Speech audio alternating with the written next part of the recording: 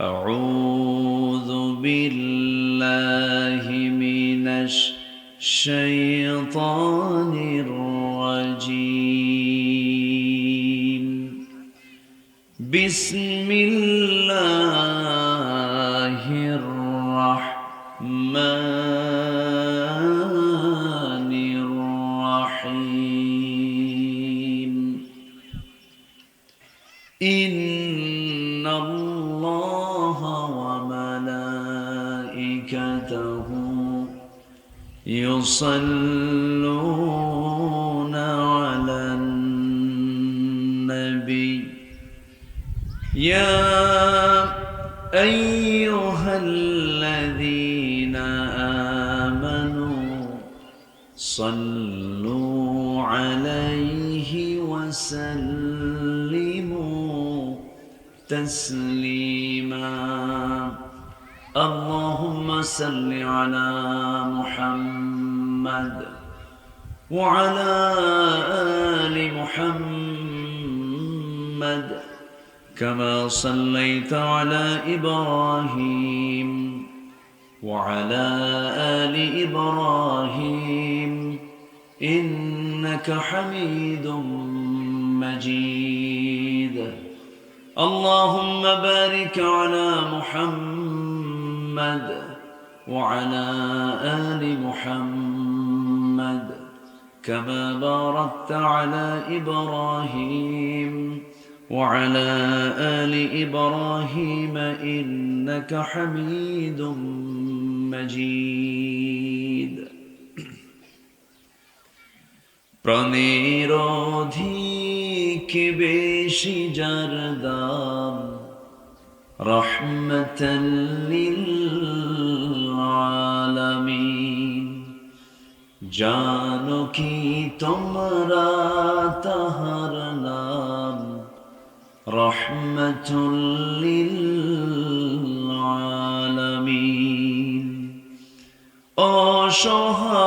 অসহায়ের বুকে যে জন গোপনে করে সওয়ার দরুদ পড়ে সুবহে ও শাম রহমতুল লিল আলামিন। গরিবের আহার দিতেন নিজে হয়ে রোজাদার নিয়মর ভালোবাসার খাম রহমতাল লিল আলামিন। তার পথে যে বিছিয়ে দিত টুকরো কাটা স্তূপ করে তাকেও দিলেন প্রেম মুজাসসাম রহমতুল লিল আলামিন। জানো কি তোমরা তাহার নাম রহমতুল লিল আলামিন। সবাই বলি সাল্লাল্লাহু আলাইহি ওয়াসাল্লাম।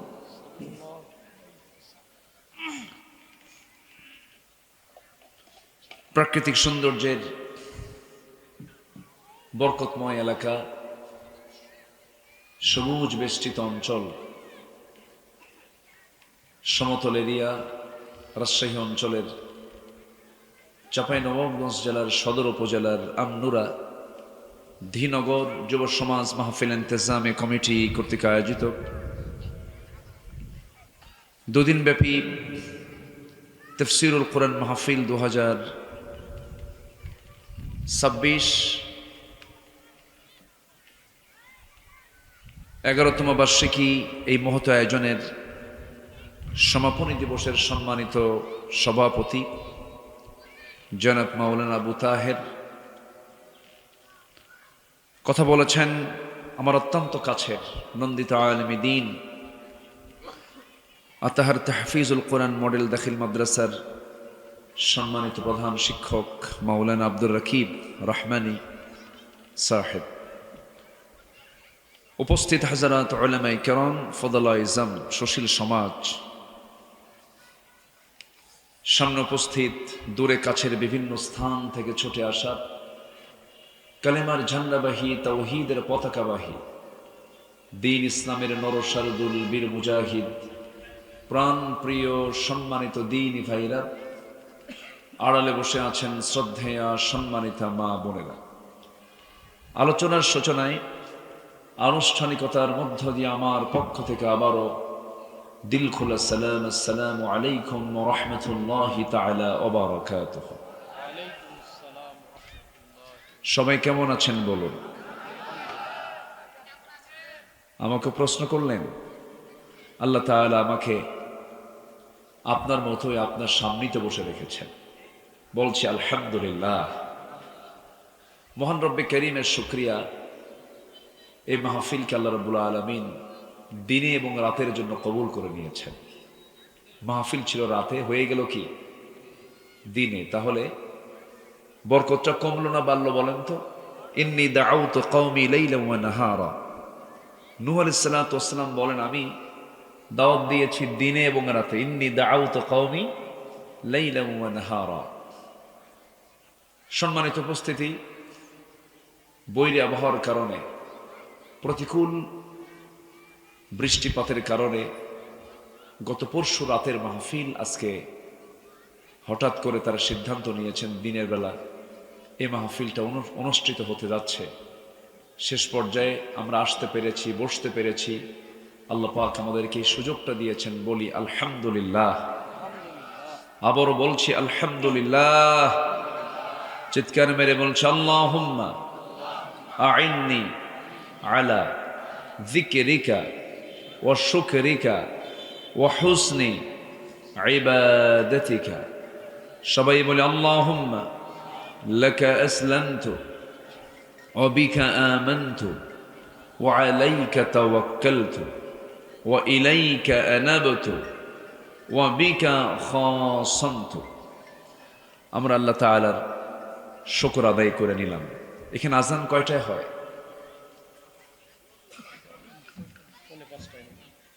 আচ্ছা, একটু উঠতে দেরি হলো। আমি এসেছি অনেক আগেই। আমার প্রিপারেশন, আমার একটা প্রস্তুতি ছিল হলো আমি 3টায় উঠলে ভালো হতো। আমি প্রস্তুত ছিলাম। আমার মনে হয় এই এলাকায় দিনের বেলা মাহফিলের প্রচলনটা একটু কম, নেই বললেই চলে। আমার এই 27 বছর 28 বছরের মাহফিল অঙ্গনে আমার চোখে আমি সবচেয়ে বেশি মানুষ দেখতে পেয়েছি দিনের বেলায়।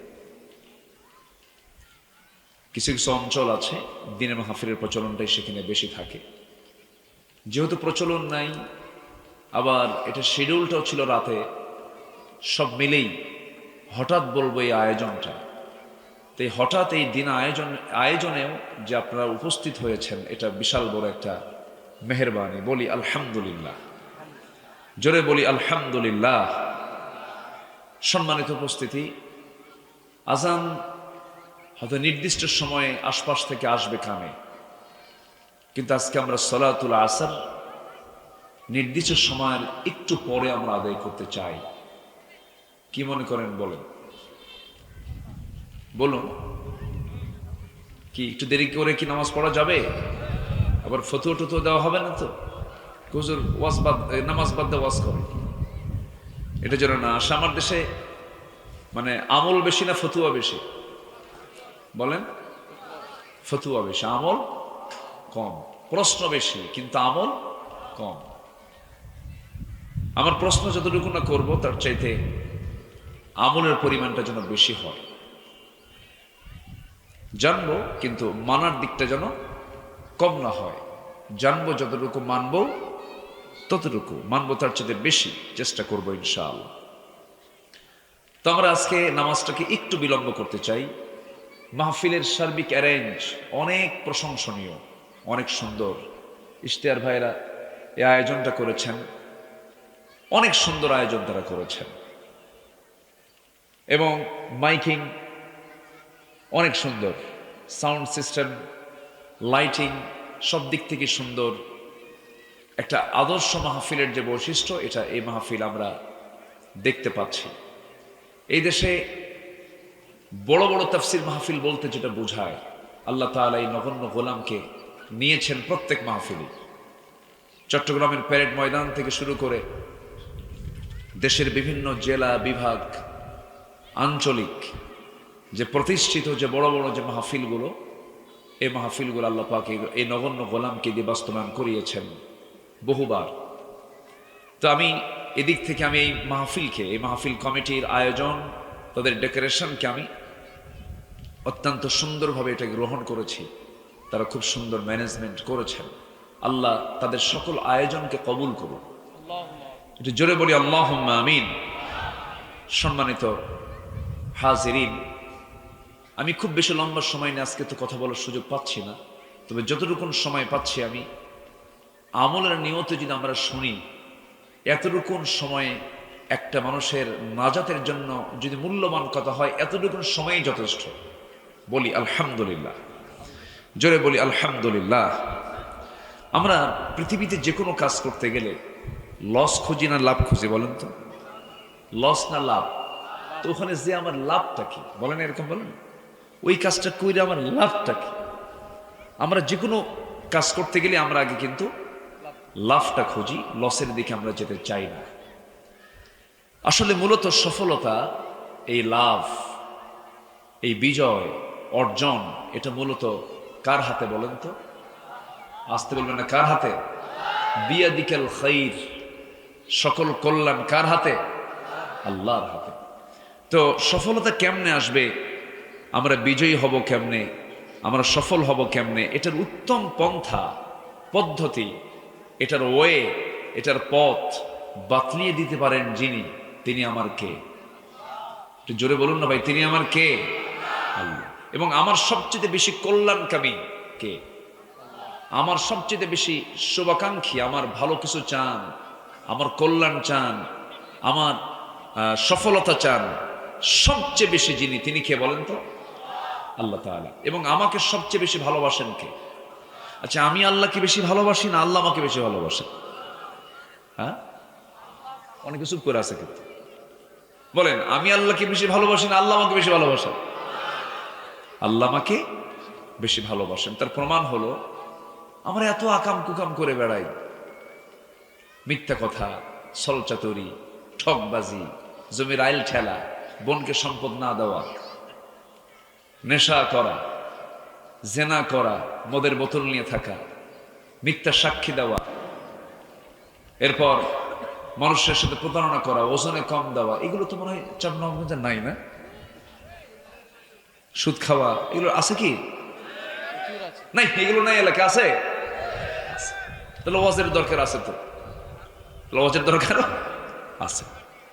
তাহলে এই সমস্ত অপকর্ম বান্দার মধ্যে উপস্থিত থাকার পরও আমার আল্লাহ কি কয়েক মিনিটের জন্য কোনোদিন আমার নাকের ডগা থেকে অক্সিজেন সরিয়ে নিয়েছেন? টান দিয়ে নিয়েছেন? টান দেননি। কিন্তু টান দিলে কেউ থাকতাম? চাঁপাইনবাবগঞ্জ জেলায় 3 মিনিট অক্সিজেন থাকবে না, বলেন কেউ আসি? আমরা কেউ আসি বলেন? কেউ তো নাই। শুধু 3 মিনিট, 2 মিনিট, শুধু নাকের ডগা থেকে আল্লাহ পাক অক্সিজেন নামক এই রিজিকটা শুধু সরাইয়া দেবে, সব শেষ, কেউ থাকবে না। আল্লাহ তাআলা আমাকে কি পরিমাণ স্মরণ করেন যে একটা সেকেন্ডের জন্য তিনি অক্সিজেনটা টানবেন না। কেউ তো সুবহানাল্লাহ বললেন না। আমাকে খাওয়ান কে? আমাকে সরাসরি খাওয়ান কে? হয়তো অনেকে বলবেন, হুজুর সরাসরি আল্লাহ কেমনে খাওয়ালো? আল্লাহ আমারে দিয়ে চাষাবাদ করায়, সেই ধান বড় হয়, সেই ধান থেকে চাল বানাতে হয়, এটা আবার সিদ্ধ করে পাতিলে দিয়া এরপরে সেটা নিয়ে আমার হাতে তুলে খেতে হয়। আল্লাহ আমার খাওয়ালো কেমনে? ওই বেকুবদেরকে বলবেন, তুই তো মুখ দিয়ে খাস, চেষ্টা করিস, কিন্তু তোর মুখের খাবার বেশি জরুরি না নাকেরটা বেশি জরুরি? বলেন বলেন, নাকেরটা না মুখেরটা? নাকেরটা কে খাওয়ান? সরাসরি কে খাওয়ান? আল্লাহ সরাসরি খাওয়াচ্ছেন না, একদম নাকে তুলে দিচ্ছেন। সুবহানাল্লাহ বলেন। আল্লাহ রাব্বুল আলামিন বলেন, ওয়ামা মিন দাব্বাতিন ফিল আরদি ইল্লা আলাল্লাহি রিজকুহা। জমিনে যত বিচরণশীল প্রাণী আছে সমস্ত প্রাণীর রিজকের দায়িত্ব আমি কারো কাঁধে চাপিয়ে দেই নাই, কারো দায়িত্ব দেই নাই। আমি মহান রব্বুল আলামিন সমস্ত রিজকের দায়িত্ব আমি আমার হাতে রেখেছি, সবাইকে আমি দেই। জোরে কোন সুবহানাল্লাহ। সব তার দায়িত্বে। সংকট কোন প্রাণী জগতে নেই। মানুষের কত, সমুদ্র জগতে যত মাখলুক আছে, তাদের যে খাবারের যে ম্যানেজমেন্ট, তাদের যে খাবার লাগে, মানুষের অত লাগে না ভাই। সাত সমুদ্রের এই গভীর সমুদ্রের নিচে যত প্রাণী খায়, এত খাবার কিন্তু মানুষ খায় না। শুধু একটা প্রাণীর কথা বলি, তিমি মাছ। তিমি তার বাচ্চাকে 120 টন ওজন, একটা তিমির 120 টন, কিন্তু সুবহানাল্লাহ বললেন না। তিমি তার বাচ্চাকে প্রতিদিন দুধ পান করায় হলো 50 থেকে 60 মণ। 50 থেকে 60 মণ। আচ্ছা বলেন তো, কোনোদিন কি তিমি, ধরেন লাখখানেক তিমি সব এক জায়গায় হয়ে প্রশান্ত মহাসাগরের মাঝখানে গিয়ে আন্দোলন করতেছে, কোনো জাহাজ চলবে না, আমাদের খাবার আগে দাও, করছে কোনোদিন? শুনছেন আপনারা? কোথাও কিন্তু এরকম পান নাই। আকাশ পথের কোনো প্রাণী, জলভাগের কোনো প্রাণী, আমাজন বড় বড় যে বন জঙ্গলে থাকে যে হিংস্র প্রাণী, যত প্রাণী বিচরণশীল, যত প্রাণী, কোন প্রাণী জগতের মধ্যে খাদ্যের কোনো সংকট। শুধু সংকট কার মধ্যে? তেলের লাইন কত লম্বা, হুন্ডার তেলের লাইন কত লম্বা, কয় মাইল লম্বা? কন 5 কিলোমিটার মাত্র। আমি কোন দিন যেন কোথায় মাহফিলে যাচ্ছিলাম, আমি হুন্ডা গুনে শেষ করতে পারিনি। এই সাইকেল, হোন্ডা, মোটরযান, এটা আমি গুনে শেষ করতে পারিনি যে এত লম্বা একটা সিরিয়াল। লাস্টের দিকে আমি দেখি, রাত 3টার দিকের ঘটনা, এটা মনে হয় মেবি সাতক্ষীরা, দেখি যে হুন্ডাটা সিরিয়ালে থুইয়া নিচে ঘুমাচ্ছে। কি কথা বুঝতেছেন কি আপনি? এই যে সংকট, এই সংকটের জন্য দায়ী কে? আল্লাহ। কিচ্ছু করে না, এই সংকটের জন্য দায়ী আল্লাহ। তেল তো আসতোই, কিন্তু প্রণালী বন্ধ, হরমুজ বন্ধ করে রাখছে। এটা কৌশল, রাজনৈতিক কৌশলে ইরানকে আল্লাহ পাক একটা চান্স দিয়েছে, তুই এটা আটকায় দে, ওরা হামলা করে কেন? কি কথা বলছেন না আপনারা? এখানে কিন্তু বৈশ্বিক সংকট, দেশের কোনো কাউকে এখানে কিছু বলে তো লাভ নাই। বাস্তব হচ্ছে এটা বৈশ্বিক, এটা সংকট।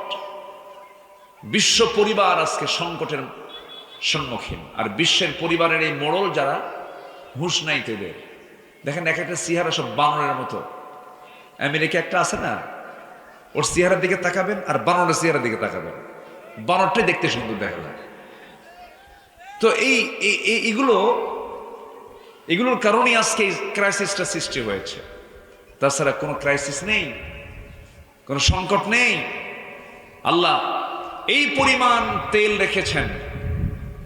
আল্লাহ পাক মক্কা মুকাররমা থেকে ফিলিস্তিন পর্যন্ত আমার রাসূলকে আল্লাহ পাক ইসরা করিয়েছিলেন, রাত্রি ভ্রমণ করিয়েছিলেন। সুবহানাল্লাযী আসরা বিআবদিহি লাইলাম মিনাল মাসজিদিল হারাম ইলাল মাসজিদিল আকসা সুম্মা বারাকনা হাওলাহু।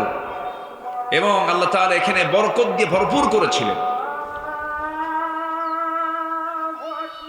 মসজিদ সামনে মনে হয় না? আচ্ছা, আজানটা হয়ে যাক, এই আজানটা হয়ে যাক।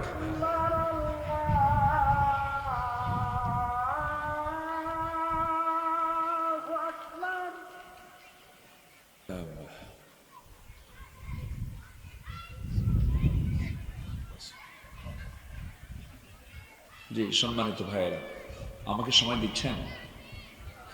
সময় দিচ্ছেন তো ইনশাআল্লাহ? একটু বসো, আমরা না নড়াচড়া করি। আমরা সফলতার জন্য আমরা পরামর্শ নেব আজকে। কার কাছ থেকে বলেন তো? আমার আল্লাহকে ভুল পরামর্শ দিতে পারেন? উত্তম পরামর্শদাতাকে, আমাদের একমাত্র অভিভাবককে, আমাদের একমাত্র গার্ডিয়ানকে। ইন্নামা ওয়ালিয়ুকুমুল্লাহু ওয়া রাসূলুহু ওয়াল্লাযীনা আমানু। তো সে আল্লাহর কাছ থেকে আমরা পরামর্শ নেব। তো বলছিলাম, কোন প্রাণী জগতের মধ্যে কোনো ক্রাইসিস নেই, শুধু ক্রাইসিস হচ্ছে আজকে মানব জাতির ভিতরে, এটা বান্দার হাতের কামাই, বান্দার নিজের দোষে এটা হচ্ছে। আল্লাহ রাব্বুল আলামিন বলেন, ظهر الفساد في البر والبحر بما كسبت أيدي الناس। জলে স্থলে যত বিপর্যয় সৃষ্টি হয় সবগুলো বান্দার নিজের হাতের কামাই। বান্দা নিজে এটা কামাই করে নেয়, এই জন্য এই বিপর্যয়গুলো আমরা দেখতে পাচ্ছি। সম্মানিত ভাইয়েরা, হাজারো অজানা রোগ আজকে সমাজে ছড়িয়ে পড়ছে, মানুষ জানে না তার রোগটা কি।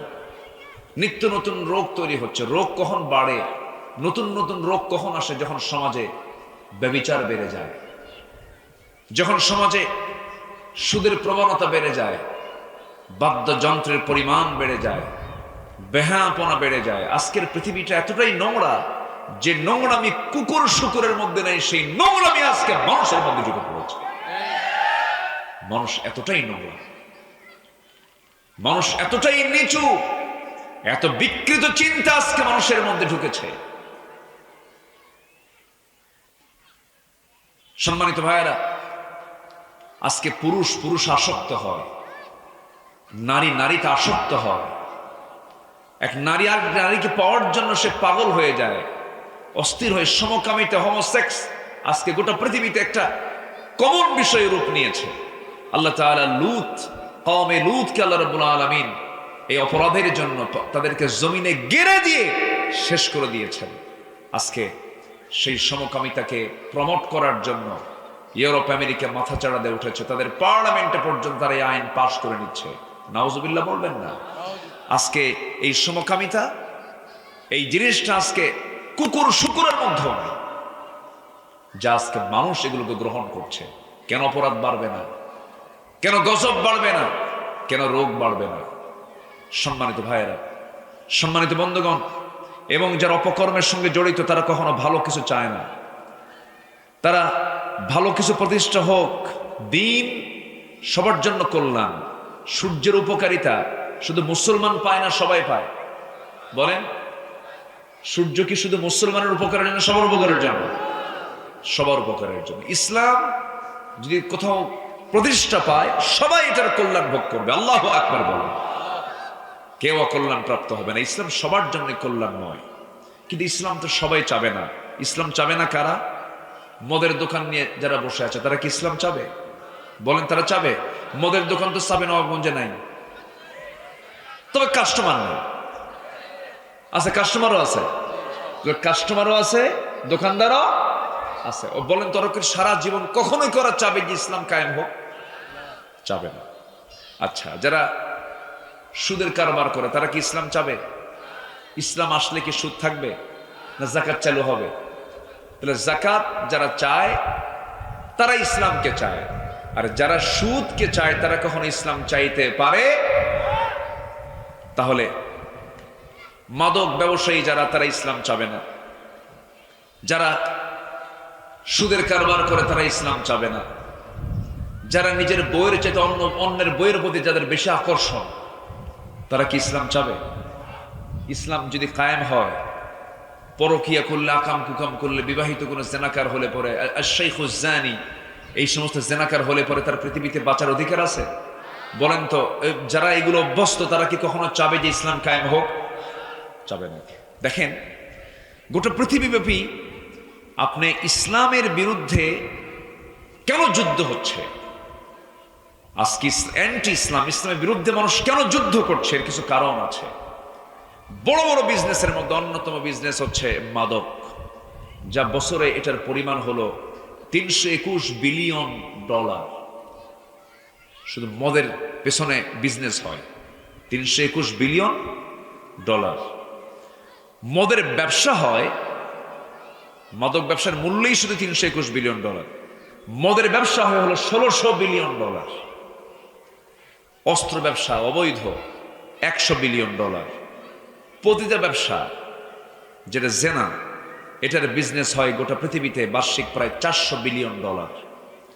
সোনা কারবারি, চোরা কারবারি $100 বিলিয়ন। কম্পিউটার গেমস, অর্থাৎ যেরকম ক্যাসিনো, ফ্রি ফায়ার, পাবজি, যুবকরা বোঝে না তো এগুলো, যুবকরা বোঝে না তোমরা, কিন্তু হাসতেছে, কিন্তু সব বোঝে। এগুলোর পেছনে বার্ষিক বিজনেস হয় গোটা পৃথিবীব্যাপী প্রায় $54 বিলিয়ন। আচ্ছা, এই সমস্ত বৈশ্বিক এই সকল মাদক, মদ, অস্ত্র, পতিতা, জুয়া, সোনা, কম্পিউটার গেমস, বাণিজ্যের সকল মিলে এটার বার্ষিক বাজার কেন প্রতিষ্ঠা করবে? এই চেতনা যে ইমানদারের মধ্যে লালন হয় না, সে ইমানদারি না। অনেকে বলে যা করো করো, নামাজটা পড়ো, মানে মদও খাও, গাঁজাও খাও, নামাজও পড়ো। এই টাইপের লোক আছে না নাই? বলেন আছে না নাই? এগুলো চরিত্রের সাথে ইসলামের কোনো সম্পর্ক, ইমানদারের কোনো সম্পর্ক নাই। সফল হতে হলে আমরা আল্লাহর কাছ থেকে কিছু শর্তগুলো, আল্লাহর কাছ থেকে কিছু পরামর্শ আমরা নেব। মোটামুটি 9টা শর্ত যদি কেউ পূরণ করে, আল্লাহ বলছেন এই বান্দাগুলো সফল। যেরকম সুবহানাল্লাহ। আমি এবার এই কথা বলে যাচ্ছি, আমার ইশতিয়ারুল ভাই কোথায় আছেন তো না? মাশাআল্লাহ, ওনার একটা মাদ্রাসা আছে, 374 জন ছাত্র, 400+ ছাত্র। আমি খুবই খুশি। কোথায় মাদ্রাসাটা? পিছনে। আমি খুবই খুশি হয়েছে। 400 ছাত্র মানে কি জানেন? এটা একটা বিপ্লব এলাকা। আমার তো মনে হয় যে আশেপাশের প্রাইমারি স্কুলে, কোনো প্রাইমারি স্কুলে এত ছাত্র নেই যা এখানে আছে। খুবই সুন্দর উদ্যোগ তিনি নিয়েছেন। আমার ইশতিয়ার ভাইয়ের এই শিক্ষার এই খেদমতকে বিপ্লবের রূপ দেন। জোরে বলি আল্লাহুম্মা আমিন। আল্লাহ কবুল করে নেন। জোরে বলি আল্লাহুম্মা আমিন। আমি আজকে এক্সপ্লেন করে, ব্যাখ্যা করে হয়তো কথা বলার সুযোগটা পেলাম না। আগামীতে আমার ইশতিয়ার ভাই যদি আমাকে একটু নক দেন, ইশতিয়ারুল ভাই, আমি কষ্ট হলেও আমি একটা সময় সুযোগ বের করে আবার এখানে আমি আসব, সময় দেব ইনশাআল্লাহ।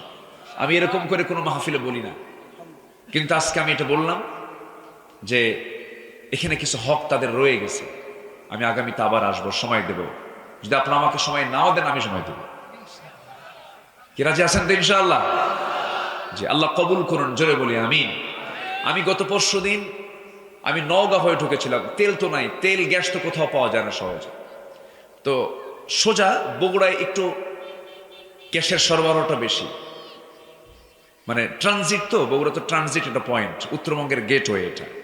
তো ওই দিক দিয়ে আসলে তেল, তারপরে গ্যাস, এগুলো অ্যাভেলেবেল পাওয়া যায়। এই দিক দিয়ে ঢুকে আমি নওগাঁ পার হয়ে, বাইপাস পার হয়ে দেলুয়া বাড়ি একটা এলাকা আছে, আমি ওই জায়গায় এসেই থামা মাত্রই বললেন, হুজুর কাম তো সারা, বৃষ্টিতে ভরপুর অবস্থা। তো বললাম ঠিক আছে, আমি তো রাতে আসলাম, আল্লাহ যেন রাতের এই আশাকে কবুল করেন, আমি আবার আসবো, আপনারা দিন আয়োজন করেন আজকে এই দিনে। তো আমি দিনেও আসলাম, রাতেও আসলাম। ইন্নী দাউতু কওমি লাইলান ওয়া নাহারা। আল্লাহ পাক যেন কবুল করেন। জোরে বলি আমিন। আবার আসা হবে। শুধু আজকে শর্ট করে সফলতার 9টা শর্ত কি আমি এক লাইনে বলে আমরা আস্তে আস্তে নামাজের দিকে চলে যাব। কেউ যাবেন না, আমরা একসঙ্গে দোয়া করব। রাজি আছি না ইনশাআল্লাহ? আল্লাহ কবুল করুন। জুমার দিনের আসর থেকে মাগরিবের সময় বান্দা যা চায় সেই দোয়াই কবুল হয়ে যায়। 7 দিনের শ্রেষ্ঠ দিন কিসের দিন বলেন? কিসের দিন বলেন? কিবার? কিবার? জুমাবার। বলেন কিবার? জুমাবার। শুক্রবার বলবো না, বলেন কিবার? আবার বলেন, আবার বলেন। কখনো শুক্রবার বলবো না, জুমাবার। রাজি আছেন না ইনশাআল্লাহ? একটা সূরার নাম আছে সূরাতুল জুমআ। সূরাতুল জুমআ। একটু বসেন। নাম্বার 1 হলো, সফল যদি হতে চাও, 1 নাম্বার, তোমাকে যেটা অর্জন করতে হবে, যেটা আমাদের বিশ্বাস সবার মধ্যে আছে, তবে নির্ভেজাল ঈমান কিন্তু কঠিন। আল্লাহ রাব্বুল আলামিন বলছেন, ইন্নাল্লাযীনা আমানু ওয়া আমিলুস সালিহাতি লাহুম জান্নাতুন তাজরি মিন তাহতিহাল আনহার যালিকাল ফাওজুল কাবীর। জোরে বলুন আল্লাহু আকবার। 1 নাম্বার হলো নেক আমল সহ ঈমান। আমল ছাড়া ঈমানের কোনো মূল্য নেই, আবার ঈমান ছাড়া আমলের কোনো মূল্য নেই। আমলও লাগবে, বলেন, ঈমানও লাগবে, ঈমানও লাগবে, আমলও লাগবে। ঈমান আছে, আমল নেই, কাম হবে না। আমল আছে, ঈমান নেই, তার কোনো কাম হবে না, তার কোনো প্রাপ্তি আল্লাহর দরবারে নাই। এই জন্য আল্লাহ রাব্বুল আলামিন যেখানেই ইমানের কথা বলেছেন, সেখানে আমলের কথা বলেছেন। আমলহীন ইমান দিয়ে কোনো কাজ হবে না। আল্লাহ বলছেন এই দুইটা কাজ যারা করবে আমি আল্লাহ এমন জান্নাত দেব যার নিজ দিয়ে নহর প্রবাহিত, এবং এটা হলো তোমার জীবনের সবচাইতে বড় সফলতা। যেরকম সুবহানাল্লাহ, ফাউজুল কবির, ফাউজুল কবির, বড় সফলতা। আমার বন্ধুগণ হয়তো বলবেন আমি তো ইমান এনেছি হুজুর, আমার বাবা শরীফুল ইসলাম, আমার দাদা শহীদুল ইসলাম, আমি নিজেই হলো আমিনুল ইসলাম, তিন ইসলাম তো আমার মধ্যে আছে, আমি তো ইমানদার। কিন্তু এমন বংশীয় পরিচয় দিয়ে ইমানদার হওয়া যায় না। ইমানদার হওয়ার জন্য বংশ লাগে না ইমান লাগে? বলেন কি লাগে? ইমান লাগে। আমার বন্ধুগণ, আমার দেশে বহু লোকের নামই আছে ইমান আলী, নামাজ পড়ে না। নাম হলো ফজর আলী, ফজরে না ওঠে জোহরে ওঠে। নাম হলো রমজান আলী, দুপুর বেলা রমজান মাসে ভাত খায়। নাম হলো আতর আলী, গোটা গায়ে গাজার গন্ধ। নাম হলো বাদশা মিয়া, ভিক্ষা করে। আছে কিনা বলেন? বংশ দিয়ে আপনি কি করবেন? আপনি আদম সন্তান, আপনার দাম তো কম না। ওয়ালাকাদ কাররামনা বনি আদম, আমি আদম সন্তানকে সম্মান দিয়েছি, কিন্তু আপনি সম্মান টিকে রাখলেন না, আপনার কোনো দাম নাই। আপনি নবীর সন্তান, আপনি এর চাইতে বড় মর্যাদার কি পেতে চান? বনি আদম, আপনি নবীর সন্তান হওয়ার যোগ্যতা আপনি অর্জন করেছেন, বিশাল বড় সম্মান। কিন্তু কাবিল হওয়া যাবে না, কাবিল গ্রুপে যাওয়া যাবে না, হাবিল গ্রুপে থাকতে হবে। কাবিল হলো জালিম, কাবিল হলো খুনি। কাবিল হাবিলকে খুন করেছিল, দুটাই কিন্তু আদম সন্তান। এক আদম সন্তান মাজলুম, আর এক আদম সন্তান জালিম। অথচ সন্তানটা কার? বলেন কার? কার? কার? আদমের সন্তান। কাবিলকে জাহান্নাম যেতে হবে, আর হাবিল জান্নাতের মেহমান হয়ে যাবে। কারণ হাবিল শুনেছে কার বিধান? আসতে বলবেন না কার বিধান? আর কাবিল শুনেছে কার কথা? শয়তানের কথা। আমি ওরই বিয়া করব। কি কথা বলছেন? আমি ওরই বিয়া করব। পৃথিবীর প্রথম মার্ডার কিন্তু একটা নারীকে পাওয়ার জন্য। কি কথা কি বুঝতেছেন আপনারা? ওয়াত্তাকুল্লাহ ওয়াত্তাকুন নিসা ফাইন্না আউয়াল ফিতনাত বনি ইসরাঈল কানাত ফিন নিসা। তোমরা আল্লাহকে ভয় করো এবং নারীর ফিতনা থেকে বাঁচার জন্য তোমরা নারীকে ভয় করো। কারণ বনি ইসরাঈলদের মধ্যে বড় ফিতনা ছিল এই নারী। আজকে গোটা দুনিয়া জুড়ে ইহুদি খ্রিস্টানদের সবচেয়ে বড় ষড়যন্ত্র মুসলমানদের ইমানকে ধ্বংস করার জন্য। তারা নারীকে ঘর থেকে উলঙ্গ করে বের করে দিয়েছে, ঠিক কিনা? ওদের কত বড় সফলতা দেখেন। মুসলিম পরিবারের মেয়েকে আজকে অর্ধলগ্ন করে রাস্তায় ছেড়ে দিয়েছে। ওরা সফল, আমরা হেরে গেছি ওদের কাছে। আমার বাংলাদেশে শিক্ষাঙ্গনে বোরকা পরা অপরাধ মনে করা হচ্ছে।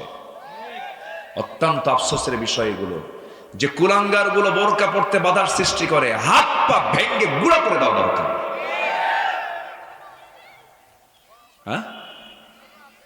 হ্যাঁ, নবাবগঞ্জও আছে তো। জি, যারা স্কুল কলেজের ছাত্রী, শিক্ষার্থী, মহিলা শিক্ষার্থী যারা, তাদেরকে যারা বোরকা পড়তে বাধা দান করে, আমার মনে হয় তাদের জন্মে সমস্যা। তাদের জন্মে সমস্যা। ওর দেখার খুব শখ, মহিলাকে উলঙ্গ করে দেখবে, ও এই জন্য বোরকা পড়তে দেয় না। ওর চরিত্র নেই, চরিত্রহীন, লম্পট হয়, এমন সিদ্ধান্ত নিতে পারে। আমার মাকে আমরা ঢেকে রাখবো, জোরে বলি ইনশাআল্লাহ। আমার মার ইজ্জতের দাম আছে না নাই? আচ্ছা, মাকে ঢাকতে হবে, মাকে ঢেকে দিতে হবে। এটা কার বিধান? আল্লাহ বলছেন ইউদনিনা আলাইহিন্না মিন জালাবিবিহিন্না, ঢেকে দাও তাদেরকে বদনজর থেকে, তাদেরকে বাঁচার জন্য, পরপুরুষের কুমন্ত্রণা থেকে বাঁচার জন্য ওদেরকে ঢেকে দাও। এটা কার বিধান? আল্লাহর বিধান। এটা মোল্লার কোনো বিধান না। এটা কার বিধান বলেন? আল্লাহর বিধান। শিক্ষার বিপ্লব ঘটাতে হবে। বাংলাদেশের প্রত্যেকটা শিক্ষাঙ্গনে কোরআন শিক্ষাকে বাধ্যতামূলক করতে হবে। এছাড়া জাতির নৈতিক চরিত্রের পরিবর্তন হবে না। চরিত্রের পরিবর্তনের জন্য, নৈতিকতা আনার জন্য নৈতিক শিক্ষার বিকল্প নাই। সম্মানিত ভাইয়েরা, সবার ঘরের মা বোনদেরকে একটু খেয়াল রাখবেন। আমার মেয়েটা কি করছে, আমার মেয়েটা বোরকা পড়ছে কিনা, পর্দা করছে কিনা। 14 জন পুরুষ ছাড়া সকল পুরুষের সঙ্গে পর্দা করা ফরজ কে করে দিয়েছেন? আসতে হলো না, কে করে দিয়েছেন? 14 জন মাহরাম, 14 জন। এছাড়া কারোর সঙ্গে পর্দা ছাড়া দেখা করা জায়েজ নাই। এটা কে বলে দিয়েছেন? হুররিমাত আলাইকুম উম্মাহাতুকুম ওয়া বানাতুকুম ওয়া খালাতুকুম, আছে না একটা আয়াত আছে, বাস ক্লিয়ার কথা। যারা পর্দা করবে না তারা বেহায়া, এবং যারা পর্দায় বাধা দেয়, যে সমস্ত বাপ মা, যে সমস্ত বাপ ভাইরা পর্দায় বাধা দেয়, ওরা হচ্ছে দায়ুস। আর দায়ুস গুলো কখনো জান্নাত পাবে না। এই জন্য সবার বাড়িতে মা বোন আছে, আমরা অ্যালার্ট থাকবো তাদেরকে পর্দায় রাখার জন্য। এখন ফিতনার দুনিয়া, অনলাইনের দুনিয়া, মোবাইলের দুনিয়া, মারাত্মক ভয়ঙ্কর একটা রূপ নিয়েছে আজকে অনলাইন। আপনার ইমানকে ধ্বংস করার জন্য 5 মিনিটই যথেষ্ট। খুব সতর্ক থাকতে হবে যুবকরা, নোংরামি করবা না। বিবাহ পূর্ব কোনো প্রেম হয় না, হয় জেনা। বিবাহ পূর্ব যা হয় সেটা কি হয়? জেনা। বিয়ের প্রয়োজন হবে, টাইম হবে, বিয়ে করার জন্য বাড়িতে প্রস্তাব দিয়ে ফেলবে, বাড়িতে বলে ফেলবা। দুঃখজনক, একটা মেয়ে প্রাপ্তবয়স্ক হয়ে যাচ্ছে, বালেগা হয়ে যাচ্ছে, যৌবন চলে আসতেছে, বিবাহের সীমা দিয়েছে 18 বছর। 18 বছরের আগে 7-8 বার বের হয়ে চলে যায় পুরুষের সাথে, আছে না নাই? যে বের হয়ে থাকে, বের হয়ে যাওয়ার জ্ঞান রাখে, তার কি বিয়ে হওয়ার যোগ্যতা নাই?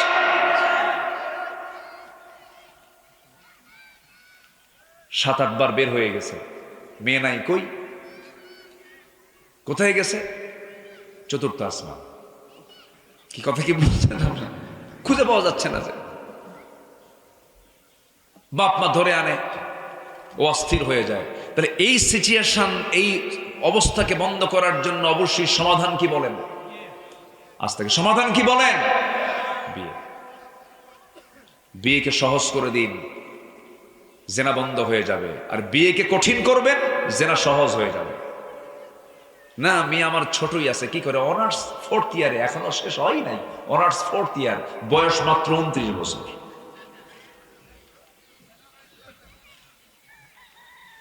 যে শিক্ষা আপনার চরিত্রকে ধ্বংস করে দেয়, ওই শিক্ষার মুখে আমরা জুতা মারি, থুতো মারি। আগে ক্যারিয়ার নয়, আগে চরিত্র ঠিক করো। কি ঠিক কিনা বলেন? আগে ক্যারিয়ার না, আগে চরিত্র। আগে চরিত্র, চরিত্র ঠিক রেখে এরপরে কাজ করো। আমার মনে হয় কথা রাগ করতেছেন আপনারা। এই কথাগুলো বলার দরকার আছে না নাই বলেন তো? আমার নবীজি বিয়ে করেছেন আম্মা জান আয়েশা সিদ্দিকাকে। 13 বছর বয়সে তাকে নববধূ বানায়া ঘরে এনেছেন। 13 বছরে, এর চাইতে বড় প্রমাণ আর কি থাকতে পারে? বাজে বেহুদা বুদ্ধিজীবী কিছু আছে, বুদ্ধিজীবী সব মাথার মধ্যে গোবর গোবর আছে, মধ্যে মাথায় কিচ্ছু নাই। আল্লাহ যৌবন দিয়েছেন, যৌবন চলে আসবে, বিয়ের উপযুক্ত হয়ে যাবে। আল্লাহ পাক অর্ডার দিয়ে দিয়েছেন, বাপ মা সচেতন থাকতে হবে। এই ফিতনার দুনিয়ায়, ফিতনা থেকে বাঁচার জন্য, জিনা থেকে বাঁচার জন্য সমাধান কি বলেন? এই যুবকরা কিছুই করে না। এই সমাধান কি বলো যুবকরা? এই তো কেবল বিয়ের মানে বিয়ে করবে এরকম ভাবসাব দেখতেছে। ভালো, বলি আলহামদুলিল্লাহ। আমার নবীজি বিয়ে কি ইমানের অর্ধেক বলেছেন, আর নিকাহু নিসফুল ঈমান। কিন্তু আজকের সমাজে বিয়েটাকে জটিল করে ইমানকে ধ্বংস করার মহড়া চলছে। বিয়ে নাই কিন্তু প্রেম আছে, প্রেমটা এটা প্রেম নয়, এটা হলো জেনা। বিভিন্ন বিভিন্ন রিসর্ট তৈরি হয়েছে। এই রিসর্ট এগুলো শুধু আপনি তদন্ত করবেন, ওই রিসর্টগুলো, ওই সমস্ত পার্কগুলো আপনি রিসার্চ করে দেখবেন, একটু সার্চ দিবেন, সেখানে যাবেন, তদন্ত করে দেখবেন। আল্লাহর কসম করে বলি, স্বামী স্ত্রী হয়তো 1% থাকতে পারে, বাকি 99% হলো বিএফ জিএফ। কি ঠিক কিনা যুবকরা বলো? বিএফ জিএফ, বয়ফ্রেন্ড গার্লফ্রেন্ড, শীত হইয়া কাঠ হইয়া উপর হইয়া শুয়ে থাকে। যেরকম নাউজুবিল্লাহ বলে যে এটাই প্রগতি, এটাই উন্নতি, এটা উন্নতি, এটা দুর্গতি।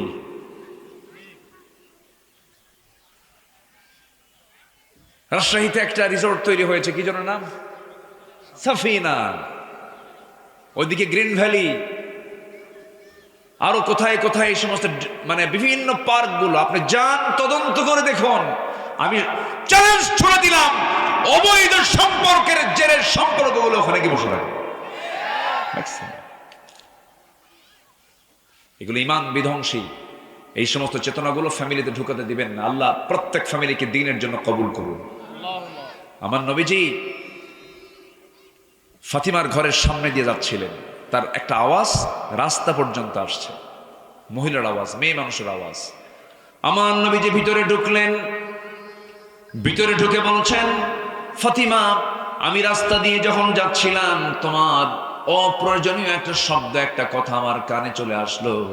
এই আওয়াজটা যদি আমার কানে না এসে পরপুরুষের কানে যেত, তোমার তো পর্দার খেলাফ হয়ে যেত। কথাকে নিম্নগামী করো, কথাকে ছোট করো। আমার নবীজি দাঁড়িয়ে আছেন, পিছনে আম্মা জান আয়েশা দাঁড়িয়ে আছেন। এক অন্ধ সাহাবী নবীর সঙ্গে দেখা করার জন্য আসলেন। আমার রাসূল বলছেন, আয়েশা ভিতরে চলে যাও।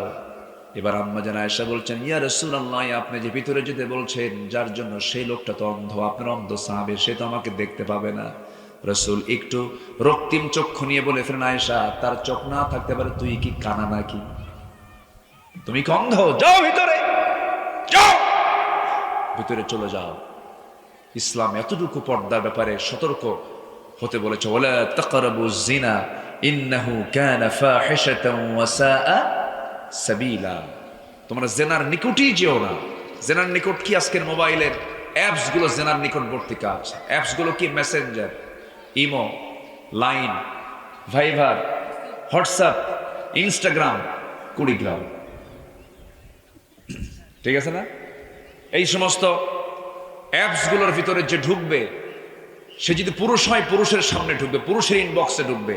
কোন পুরুষ কোন নারীর হোয়াটসঅ্যাপ, ইমো, মেসেঞ্জারে নক দেওয়া মানে সে তার বেডরুমে ঢুকে যাওয়া, জেনার কাজে সে নিজেকে প্রস্তুত করা। এগুলো করা যাবে না বাবা, এগুলো বাদ দিতে হবে, তাহলে ইমান রক্ষা পাবে। আর এগুলো করলে ইমান কি হবে? ধ্বংস হয়ে যাবে, তুমি ব্যর্থ হয়ে যাবে। এই সমস্ত কাজগুলো করা যাবে না। নাম্বার 2 হলো পরিশুদ্ধিতা, নফসকে শুদ্ধ করতে হবে।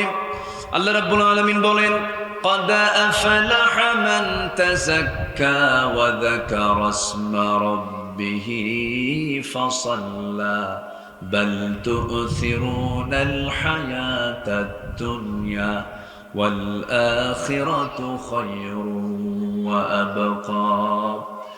নফসকে শুদ্ধ রাখতে হবে। এই নফসকে মিথ্যা দিয়া, হিংসা দিয়া, এরপর পরশ্রীকাতরতা দিয়ে কখনো সাজানো যাবে না। আমার দেশের বহু মানুষ আছে, এরকম মানুষ আমার দেশে বেশি। হিংসা বেশি না উদারতা বেশি? বলেন।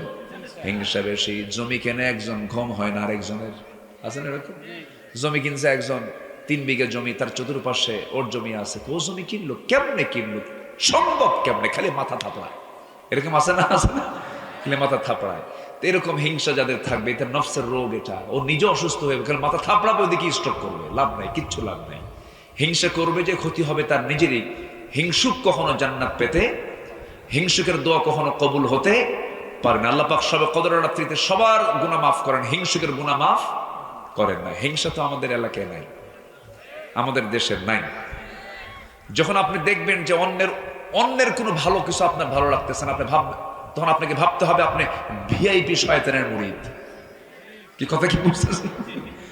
যখন আপনার ভিতরে এরকম কাজ করবে যে ওর ভালো আপনার সহ্য হচ্ছে না, তখন ভাবতে হবে যে আপনাকে ছেঁচড়া শয়তান ধরছে। আপনাকে কি শয়তান ধরছে বলেন? ছেঁচড়া শয়তান। আর যখন দেখবেন যে না ওর ভালো আপনার ভালো লাগে না, ও ভালো চলে, আল্লাহ তুমি তাকে ভালো চালাচ্ছ, আমাকেও ভালো চালাও, তখন ভাবতে হবে যে আপনার ইমানটা পরিশুদ্ধ আছে, আপনি নফসের পরিশুদ্ধতার মধ্যে আপনি এর মধ্যে আছেন। বলি আলহামদুলিল্লাহ। হিংসা মুক্ত হৃদয় বানাবো, জোরে বলি ইনশাআল্লাহ। নফসকে শুদ্ধ রাখতে হবে, অবৈধ কামনা বাসনা মুক্ত রাখতে হবে। যৌন কামনা খারাপ কিছু নয়। স্ত্রীর সঙ্গে আপনি টাইম পাস করুন, সওয়াব দিয়ে ভরপুর হয়ে যাবে, ফেরেশতারা দোয়া করবে, কোনো সমস্যা নাই। নিজের স্ত্রীকে সময় দেন, এটা আপনার জন্য বড় সওয়াবের কারণ হবে। কিন্তু নিজের বউ না পরের বউ? পরের বউ, নিজের বউ পরের বউ না তো, নিজের বউ। নিজের বউকে সময় দিবেন, সব পাবেন। আর পরের বউকে সময় দিলে কি হবে? গুনাহ হয়ে যাবে। তাহলে আপনার কামনা বাসনা কিন্তু জায়েজ, কিন্তু আল্লাহ বলছেন তুমি যা কবুল করে নিজ স্ত্রীকে সময় দাও, নিজ স্ত্রীর দিকে তাকায় থাকো, তাকে টাইম পাস করো, তাকে সঙ্গ দাও, তার সঙ্গে তোমার জীবনের সমস্ত সবকিছু মত বিনিময় করে ফেলো। সে তোমার পোশাক, তুমি তার পোশাক। হুন্না লিবাসুল্লাকুম ওয়া আনতুম লিবাসুল্লাহুন্না, কোনো সমস্যা নাই। কিন্তু অবৈধ কোনো যৌনাচারে আকৃষ্ট হওয়া যাবে না। খুঁজে খুঁজে কোনো মহিলা দুনিয়াতে বিয়ে করার খুঁজে পায় না এমন কিছু যুবক আছে, দেখবেন অন্য কোথাও কোনো ফাঁকা মহিলা পায় না, মহিলা পায় হলো আরেকজনের বউ নিয়ে এসে বিয়ে করে। আসলে দুনিয়া তার মহিলা নাই, আরেকজনের বউ থাকা অবস্থায় কোনো তালাক হয় নাই, এরপরে কি হয় নাই? ইদ্যত পূরণ হয় নাই, 3 মাস 10 দিন যায় নাই, কোনো মেয়াদ টিয়াদ পূরণ না হয়, একদম আরেকজনের চালু বউ নিয়ে এসে চালু করে। যেরকম নাউজুবিল্লাহ। এটা কি সওয়াব না গুনাহ? সুস্থ না অসুস্থ? অসুস্থ হয়ে যাবে। আমাদের প্রশ্ন করে ভাই হুজুর, এই যে এরকম একটা ঘটনা ঘটছে, ওই তালাক তো দেয় নাই, স্বামী থাকি না, স্বামী বিদেশ থাকে, কিন্তু মেয়েটা আরেক জায়গায় যে বিয়ে বসছে, এটা কি হবে বলেন? এগুলো প্রশ্নের সাইজ, এগুলো বলেন তো। প্রশ্নের কোনো ধরই নাই, বিয়েই তো হবে না, এটা বাতিল, এটা বিয়েই তো হবে না। হাত্তা তানকিহা যাওজান গায়রা, তালাক প্রাপ্ত নারীর অন্য কোথাও বিয়ে হতে হবে, সে যদি তার সাবেক স্ত্রীকে নিতে চায়। এরপরে সে যদি অন্য কোনো স্বামী গ্রহণ করতে চায়, মিনিমাম তাকে 3 মাস 10 দিন তাকে অপেক্ষা করতেই হবে। এটা কার বিধান? শুধু এই আয়াতকে রিসার্চ করে পাশ্চাত্যের একজন ডাক্তার কালিমা পড়ে মুসলমান হয়ে গেছে, খ্রিস্টান, কালিমা পড়ে মুসলমান হয়ে গেছে। বিধবাকে 4 মাস 10 দিন, আরবাআতু আশহুরিন ওয়া আশরা, 4 মাস 10 দিন বিধবার জন্য দেরি করতে হবে অন্য স্বামী গ্রহণ করতে গেলে। আর তালাক প্রাপ্তের জন্য কয়দিন? 3 মাস 10 দিন পর্যন্ত তাকে 3টা ইদ্যত তাকে পূরণ করতে হবে। তো 4 মাস 10 দিন আরবাআতু আশহুরিন আশরা কেন করা হলো? এর কারণটা কি? আমার বন্ধুগণ, এটার বৈজ্ঞানিক বিশ্লেষণে ওই ডাক্তার বললেন, যখন কোন নারী এবং পুরুষ স্বামী স্ত্রী যখন তারা ইন্টারকোর্স করে ফেলে, তারা যখন সহবাস করে ফেলে, মেয়েরা হলো গ্রহণ করার জাতি, পুরুষরা হলো দেবার জাতি। পুরুষরা দিয়ে দেয়, নারীরা গ্রহণ করে। এই যে প্রোটিনটা তার দেহে জমা হয়ে গেল, এই প্রোটিনটা তার দেহে জমা হয়, জমা হওয়ার মেয়াদ হলো 3 মাস 10 দিন পর্যন্ত। বিধবার জন্য 4 মাস 10 দিন পর্যন্ত। কেন? এই শরীর থেকে যে প্রোটিনটা স্বামী থেকে স্ত্রীর ঘরে, স্ত্রীর কাছে চলে গেল, এই প্রোটিনটা যখন তার দেহে যখন থাকে, এটা শরীর থেকে বের হওয়ার জন্য 1 মাসে তার 30% বের হয়ে যায়, 2 মাসে 60% বের হয়ে যায় প্রোটিনগুলো, 3 মাসে 90% বের হয়ে যায়, আর কয়েকটা দিন দেরি করলে পরে 100% আগের স্বামীর সেই প্রোটিনগুলো তার শরীর থেকে ইরেজ হয়ে যায়, মূলোৎপাটন হয়ে যায়, সাফ হয়ে যায়, মেয়েটা সম্পূর্ণ ফ্রেশ হয়ে গেল। কিন্তু ওই স্বামীর থাকা প্রোটিন তার দেহে থাকার পরও যদি অন্য কোনো স্বামী তার সঙ্গে যদি ইনকোর্স কমপ্লিট করতে আসে, তখন কি সুস্থ না অসুস্থ? বলেন, সুস্থ না অসুস্থ? অসুস্থ। অসুস্থ হয়ে পড়ে, নতুন রোগ দানা বাঁধন, নতুন। কিন্তু বিধবার জন্য 4 মাস কেন করা হলো? তালাক হলে পরে ঘৃণা জন্ম নেয়, ঘৃণার কারণে তাড়াতাড়ি শরীর থেকে সেই প্রোটিনগুলো তাড়াতাড়ি বের হয়ে যায়। কিন্তু স্বামী যখন মারা যায়, স্ত্রী যখন বিধবা হয়ে যায়, তখন স্বামীর প্রতি তার মহব্বতটা কম থাকে না, বাড়তে থাকে, বাড়তে থাকে। এই স্বামীকে সে বারবার স্মরণ করে। এই জন্য স্বামীর থেকে আসা সেই প্রোটিন তার দেহ থেকে যেতে আরো 1 মাস সময় লেগে যায়। নারীদের গোটা বডি চেক আপ করে ডাক্তার, গোটা বডি চেক আপ করে তালাক প্রাপ্ত নারীর দেহ চেক আপ করা হয়েছে। এরপরে তালাক বিধবা নারীর বডিটা চেক আপ করে ডাক্তার যখন চিন্তা করে দেখলেন, আহারে, ইসলাম এত সুন্দর বিজ্ঞানসম্মত একটা বিধানের নাম, আমি কেন বিধর্মী থাকবো, আমি কেন অন্য ধর্ম পালন করবো, এত সুন্দর সুন্দর সমাধান ইসলাম দিয়েছে। সে কালিমা পরে মুসলমান হয়ে গেছে। জোরে বলেন সুবহানাল্লাহ। তাহলে ইসলাম কি মানলে মানুষ অসুস্থ হবে না সুস্থ হবে? সুস্থ হবে। আমরা অবৈধ কোনো পন্থা অবলম্বন করব না। জোরে বলি ইনশাআল্লাহ। মনকে আমরা গুনাহমুক্ত রাখবো, হৃদয়কে আমরা গুনাহমুক্ত রাখবো, পরিশুদ্ধ রাখবো, আমরা সফল হয়ে যাব। কদ আফলাহা মান তাযাক্কা। নাম্বার 3 হলো সত্যবাদী যে হবে সে মহা সাফল্যবান হবে। আল্লাহ রাব্বুল আলামিন বলেন, আল্লাহ রাব্বুল আলামিন বলেন কি হবে, সত্যবাদী যারা হবে কি হবে, ইত্তাকুল্লাহা ওয়া কুলু কাওলান সাদীদান ইউসলিহ লাকুম আ'মালাকুম ওয়া ইয়াগফির লাকুম যুনুবাকুম ওয়া মান ইউতি'ইল্লাহা ওয়া রাসূলাহু ফাকাদ ফাযা ফাওজান আযীমা। জোরে বলুন আল্লাহু আকবার। যে ব্যক্তি সততার পথ অবলম্বন করবে সে মহাসাফল্যে সাফল্যবান হয়ে যাবে। কিন্তু মিথ্যা বলার দিক থেকে আমার দেশে প্রজা বেশি এক্সপার্ট না রাজা বেশি এক্সপার্ট? বসেন, বলেন বলেন বলেন, কি শাসিত না শাসকরা বেশি? বলেন তো, কর্মী বেশি না নেতা বেশি মিথ্যা কথা কয়? বলেন, জনগণ বেশি মিথ্যা কথা বলে, নেতারা বেশি মিথ্যা কথা বলে? নেতারা নির্বাচনের আগে বলে একরকম, আবার পরে কয় না এগুলো মানি না আমরা। আস্তে কোন কেন? রক্তের সঙ্গে বেঈমানি করলে ওই বেঈমানদের কোনোদিন বিজয় টিকসই হতে পারে না। আকলমন্দ ইশারা বা আরশাদ, সচেতন ব্যক্তির জন্য ইঙ্গিতগুলোই যথেষ্ট। সম্মানিত ভাইয়েরা, মিথ্যা দিয়ে রাজত্ব টিকসই করা যায় না। সততা কি জিনিস দেখেন। জনগণের শাসক হতে হলে খেদমতের মানসিকতা নিয়ে থাকতে হবে। জনগণ যদি বলে আমার রাজা ভালো, আমার শাসক ভালো, আল্লাহ বলবেন ওই শাসককে আমি জান্নাত দেব। আর জনগণ যদি তার বিরুদ্ধে দাঁড়িয়ে যায়, আল্লাহ পাক তাকে উপর করে জাহান্নামে ঢুকাবে। শাসক হওয়া এত সস্তা না। সিরিয়া নামক একটা দেশ আছে, সিরিয়া, সেই এলাকার শহর আছে রাকা। সেই রাকা জনপদের সেই পৌর এরিয়ার, সেই সিটি এরিয়ার বিচারক নাই। বিচারক পাঠাই দেওয়া হলো। বিচারক, নতুন বিচারক এসেছেন, চেয়ারে বসেছেন। এক বৃদ্ধা নারীর বিরুদ্ধে চুরির মামলা দিয়েছে। ওই মহিলাকে ধরে আনছে, বৃদ্ধা নারী, তাকে আদালতে কাঠগড়ায় তোলা হলো। তাকে বলা হলো আপনি কি চুরি করেছেন? হ্যাঁ। কেন? ক্ষুধার জ্বালা সহ্য করতে না পেরে। কি চুরি করছেন? কে এইগুলো চুরি করছে, খাদ্য। আপনি সত্যি? হ্যাঁ আমি চুরি করেছি। কিসের জন্য? ক্ষুধা, এই জন্য চুরি করেছি। বিচারক রায় দিলেন, যেহেতু উনি অবলীলায় স্বীকার করেছেন, ওনার হাত কাটা হবে না, কিন্তু 50টা বেত্রাঘাত এবং 500 দিরহাম জরিমানা আদালত দিয়ে দিবে। তা আদালত এটা তো দিতেই হবে। একটা অপরাধের শাস্তি আছে না নাই বলেন তো? আচ্ছা, দিয়ে আদালত থেকেই, বিচারক চেয়ার থেকে নেমেই সামনের কাতারে দাঁড়ায় বলে 50টা বেত্রাঘাত যে তা ওই মহিলাকে মারা হবে, ওই বেত্রাঘাত মহিলার গায়ে মারা হবে না। তার পক্ষ থেকে আমি বিচারক, আমার হাতে 10টার 10টা 20টা মারো। সুবহানাল্লাহ বলবেন না? আমার হাতে 20টা মেরে দাও। চাবুক হাতে নিয়ে দাঁড়ায় গেল একজন। বলা হলো শোনো, আল্লাহর কসম করে বলি, আমাকে বিচারক মনে করে মারবা না, আমাকে আসামি মনে করে যত জোরে তোমার শক্তি আছে শক্তি প্রয়োগ করে তুমি আমার হাতে বেত্রাঘাত করবা।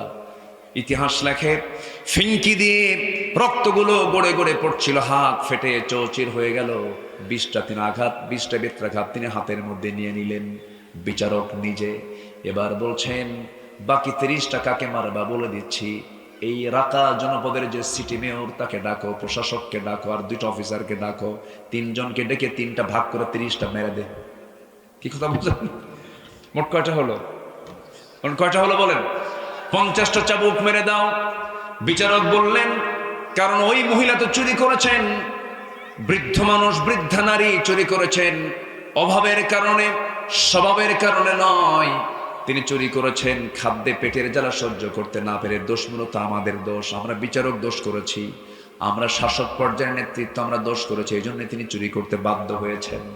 এবার বললেন 500 দিরহাম যে জরিমানা, এর মধ্যে 100 দিরহাম আমার নামে নোট করে যে আমি 100 দিরহাম কোর্টকে বুঝাইয়া দিলাম, বাকি 400 দিরহাম এই রাকা জনপদের সমস্ত প্রশাসকরা এগুলো সব মিলায় জিলা 400 দিরহাম দেবে। মা আপনাকে মুক্ত করে দেওয়া হলো, আপনি এখন বাড়িতে চলে যান। জোরে বলুন সুবহানাল্লাহ। 1 মাস পরে ওই জনপদের খলিফা ছিলেন হারুনুর রশিদ। হারুনুর রশিদ ডেকে পাঠালেন, ও বিচারক, তুমি যে বিচার করেছিলে একজন নারীর, বৃদ্ধা নারীর, সেই মহিলাকে আমার সামনে ডেকে আনো। ওই মহিলাকে ডাকা হলো, বলা হলো আপনাকে বাদশাহ হারুন ডাকে। থরথর করে কাঁপতে কাঁপতে তিনি বাদশার দরবারে গিয়ে দাঁড়ালেন, তার সামনে তাকে বসায় দিলেন। বসায় দেওয়ার পরে বাদশাহ হারুন এবার বলছেন, বুড়িমা আমি আপনাকে বিচার করার জন্য আসি নাই, আমি আপনার কাছ থেকে মাফ চাওয়ার জন্য আমি আপনাকে ডেকে পাঠিয়েছি। আমার আদালত রায় দিয়েছে, সেই রায়টা তারাই গ্রহণ করে নিয়েছে। এতেও আমি মুক্ত হতে পারিনি, কারণ আমি হলাম খলিফা, আমি বাদশাহ হারুনুর রশিদ। আমার জনপদে থেকে আপনি এমন কষ্টে জীবন যাপন করেছেন, বাধ্য হয়ে চুরি করেছিলেন।